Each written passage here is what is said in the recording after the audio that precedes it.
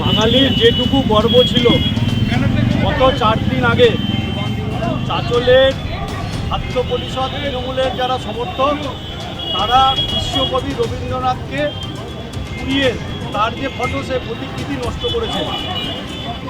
যেমন গাছ থাকবে তেমন তার ফল থাকবে। তাদের সর্বোচ্চ নেত্রী যিনি তিনি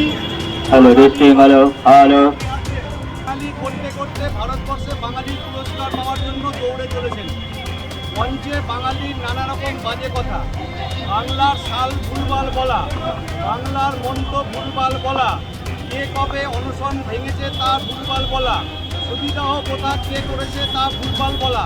তার একটা রূপ যেমন নেত্রী দেখিয়েছেন, তার একটা রূপ চাঁচল কলেজে তৃণমূল ছাত্র পরিষদ দেখিয়েছে।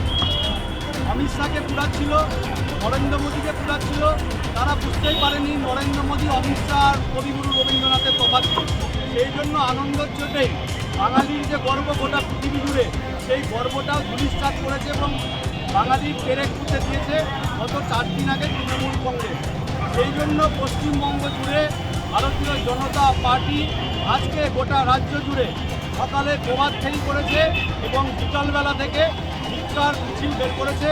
তার অঙ্গ হিসেবে মালদা শহরের যে কমিটি, সেই কমিটির নেতৃত্বে আজকে আমরা রবীন্দ্রনাথের মূর্তিতে মাল্যদান করলাম এবং শ্যামাপ্রসাদ স্কোয়ারে আজকে আমরা তার উপরে ধিক্কার মিছিল করব।